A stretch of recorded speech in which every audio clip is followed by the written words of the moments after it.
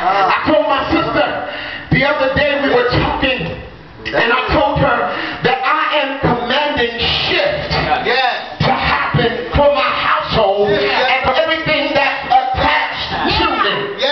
Why? Because God has given me the authority to speak a thing into existence and cause it to come forth. You got to watch what you're saying out of your mouth. If you broke, you better start professing I'm rich. If you're sick in your body, you better start professing it was by His stripes that I'm already healed. Because where you are is a result of what you've been saying. Where you are is a result of what you've been saying. Jesus. My sister works a job, and she's a nurse. I heard somebody say, what she do? She's a nurse. She works with dialysis. Somebody knows it. Somebody knows it. And she began to have headaches, migraines. We didn't understand what was going on with her, Apostle. We couldn't figure it out. And she went to the doctor, and the doctor diagnosed her with spinal or something. All right. And we asked what exactly that was, and he told her that she had literally become allergic to her environment. Wow. That the place that she was in was causing her these migraines. My God. Jesus. Literally, God was shifting her from out of where she is, because oftentimes we get comfortable in the places that we are, and we don't want to move because we're comfortable. It's a consistent check. It's a consistent, we know where the next meal is coming from. We know how you're going to pay the next bill. But what God had to do was cause her to become allergic to her atmosphere. And I want you to know that you're getting ready to become allergic to some of the people that you've been hanging out with. You're getting ready to become allergic to some of the places that you used to familiarize yourself in. You're getting ready to become allergic to some things because God is trying to shift you into the next dimension of your ministry. He's trying to shift you into the next dimension of your anointing. And you can't operate where you were because God has greater things in store for you. If that's for you, you ought to clap your hands and say, thank God because I'm allergic. My God in here. I'm allergic to some Hachoo.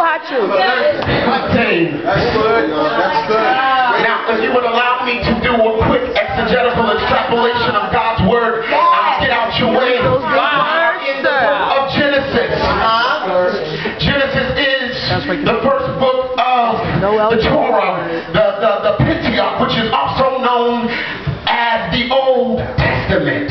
And our focus is here on Joseph. Joseph is the great-grandson of Abraham. And anybody that knows the history of the Bible, you would understand that Abraham is the one that God made a covenant with. In the 15th chapter of Genesis, God begins to speak to Abraham, and he tells Abraham that your people will be in a strange land, and they're going to suffer for 400 years. But the B portion, many of us would have stopped reading right there, because you mean to tell me I'm going to suffer. You mean to tell me not only am I going to suffer, but I'm going to suffer not 1 year, not 2 years, but 400 years. And we would have given up then. But if you read on, the B portion of that text says that you will come out, and not only are you coming out, but you're coming out with great substance. My God. So you mean to tell me that God would be a God that would allow me to suffer a thing? You mean to tell me that God would be a God that would allow me to go through a thing and to be depressed and to go through oppression and to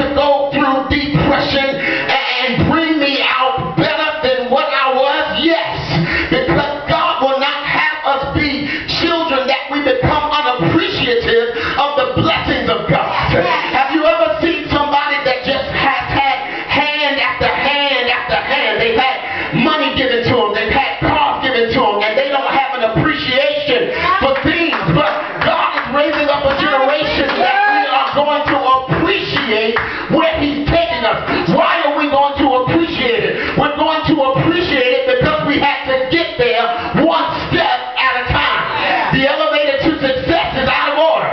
But God is saying in this season that we literally have to build our foundation one brick at a time. It's going to cost you some tears. It's going to cost you some sweat. It's going to cost you some blood. It's going to cost you being talked about. It's going to cost you something. Because God is not building up flimsy children. He's not building up coward children. He's not building up spoiled children who don't have an appreciation for nothing. But God said this generation is a generation that I'm building up to save much people alive. If you turn to Genesis, the 50th chapter and the 20th verse, it would tell you that what the devil meant for your evil, God